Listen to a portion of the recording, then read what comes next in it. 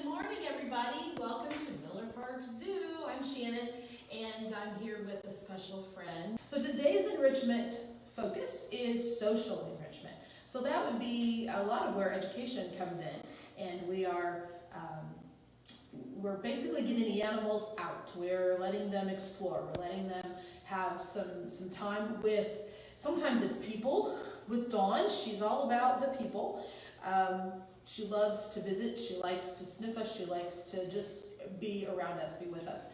She's kind of like a little dog. She gets to play with me in my office while I'm working at my desk sometimes, and she just has to come over and interrupt, get on the keyboard and get some scratches on her back. She has to get pat, just like her dog at home. She just acts the same way. It's pretty fun. But also sometimes social means getting to see other animals. Going on visits. So we have lots of different animals who do like to go on visits to other exhibits or go to see interesting things that other animals are doing, or just see them, sniff them, smell them. We have several of our animals who really enjoy doing that. So that's all about the social. So to be an animal that is chosen to be an animal research programs, they have to be a social animal. They have to be an animal who really likes, a social bull animal, I should say, to use the proper term.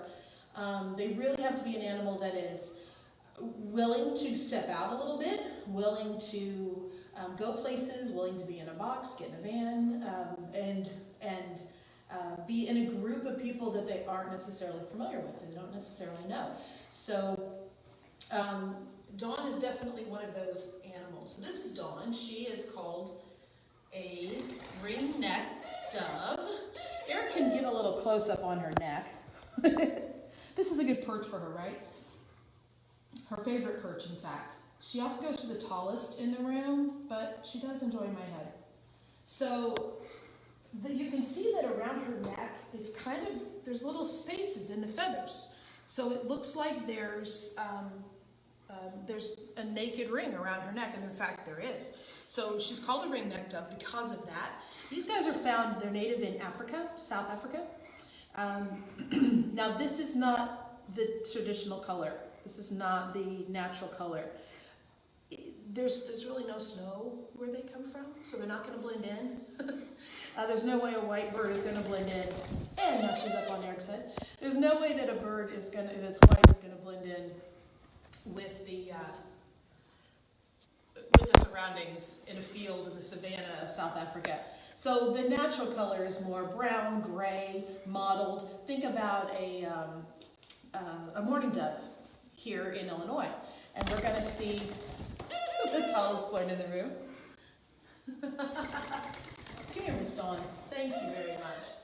So think about the color of the mourning dove.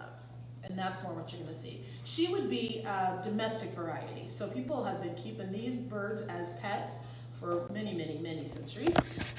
And they have, just like we've done with dogs, cats, chickens, cows, pigs, they have created a color palette. And the white doves are the ones that people have favored in that respect. So they tend to be the ones who are the ones we see in captivity, in a pet situation. So she actually was in a pet situation. She belonged to a high school biology teacher whose name was Ms. Danielle Devine. If you guys went to Rochelle High School, you probably had her as your biology teacher. She retired about 6-7 years ago, and when she retired, she came to work with us here for a while, and that was really awesome. She's an awesome lady, really knowledgeable about science, and really helped us with our curriculum here at the zoo. She was fantastic. And she happened to have Dawn as a classroom pet in her high school classroom. So Dawn had gone, after Danielle retired, she had gone to live with Danielle's brother in a large chicken coop that he had with the chickens, which kind of comes around full circle when she gets back to the zoo. I'll tell you in a second. So when Dawn was living in the chicken coop, she's just doing her thing and really liking life. But Danielle was thinking that, boy, with all the animals we have at the zoo, we don't have a lot of birds that we use for programs. So we have a few, but not a lot. Well, maybe Dawn would be a great addition. So Dawn came to live with us about 6 years ago now. And she's been a program ever since here. Dawn is in fact 18 years old, which is getting up there for one of these birds. The normal lifespan in the wild is more like 10 to 15 years, but if you're keeping one in a human care situation, they can live to be 25, 30 years old. That's up in the upper regions, but still that can happen. And Dawn is in fantastic condition, so we see her living a nice long life yet here at the zoo.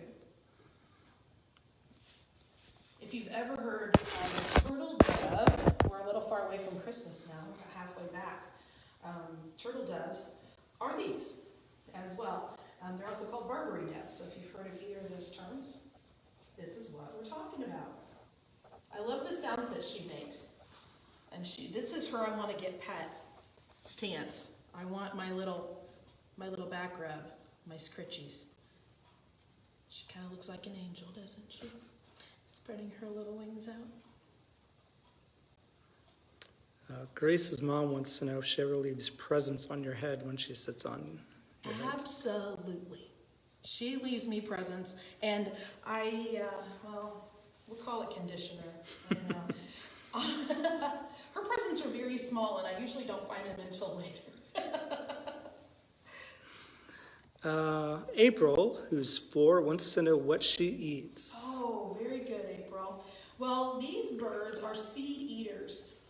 It's cool with birds because if you know a little bit about what birds' beaks might look like, you can often tell what they eat with those beaks. So even if you don't know anything else about the bird, if you look at a beak,